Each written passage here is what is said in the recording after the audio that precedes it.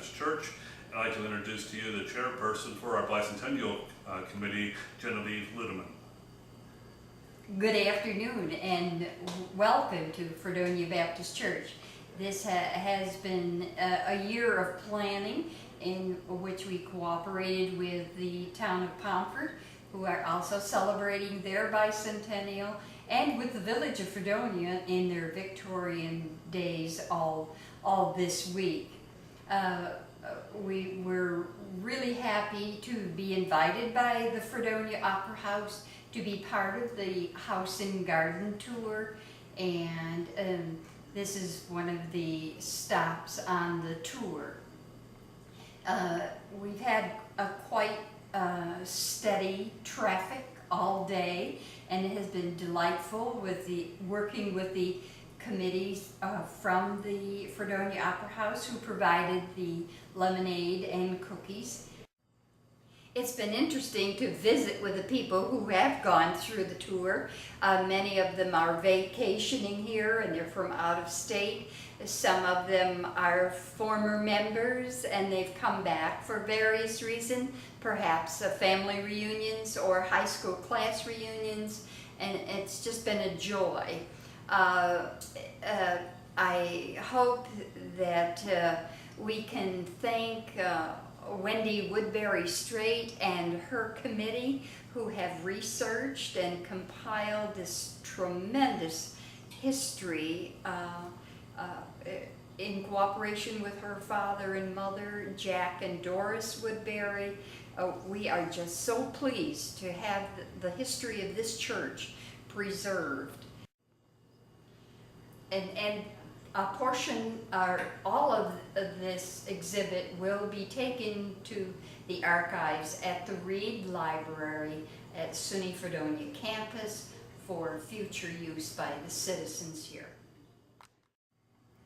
The Fredonia Baptist Church is steeped in a very rich history. It is always intrigued me how the pioneers felt the need to worship God and get them through their hardships. And this church, the birth of the WCTU, began here, as well as the Underground Railroad element. So I hope that you will come and see the exhibits at the Barker Museum during the month of August. Thank you very much.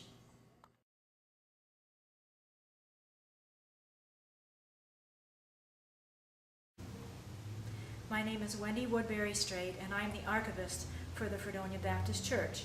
These records were used for the 1908 centennial history of the Fredonia Baptist Church, and they were used again for the 1955 history of the Fredonia Baptist Church that was written by Reverend Russell, a historian. But the records then were not seen again until about 5 years ago, when they were discovered in boxes.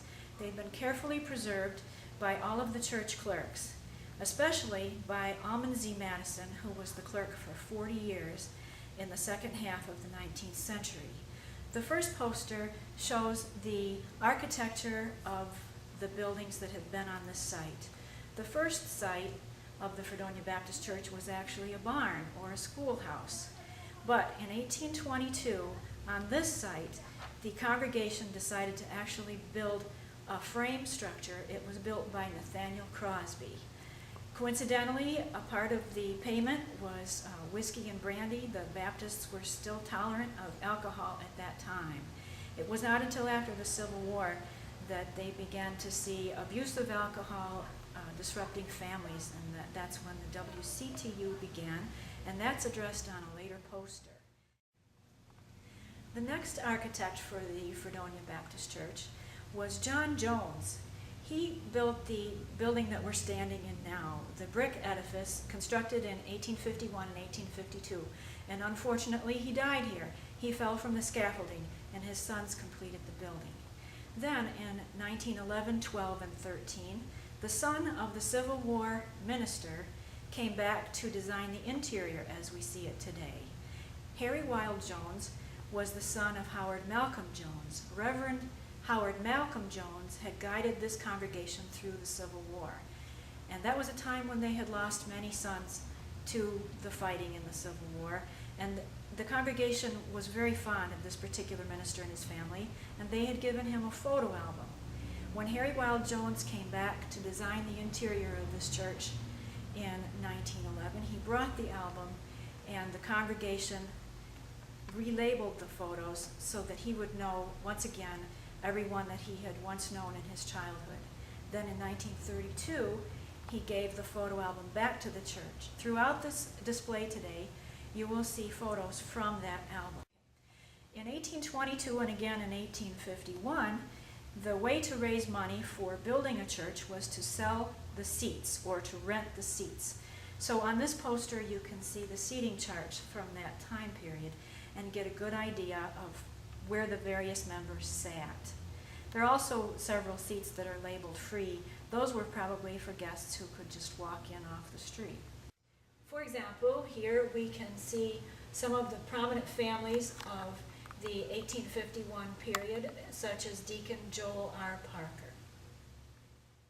This illustration was done by Melanchthon Pettit, who was an engraver. Melanchthon Pettit, the engraver, was the brother of Eber Pettit, who was the Underground Railroad conductor. This illustration shows the 1822 church and the Fredonia Academy across the street where today's Opera House now stands. This painting, after the Civil War, done by Julia Parker Wilcox, the daughter of Deacon Parker, shows the church as it was built in 1851, with a much taller steeple than that which stands today. The Academy is still across the street. The Presbyterian Church is next to the Academy, and the Trinity Episcopal Church is here. The Trinity Episcopal Church and the Academy facade were other buildings by architect John Jones.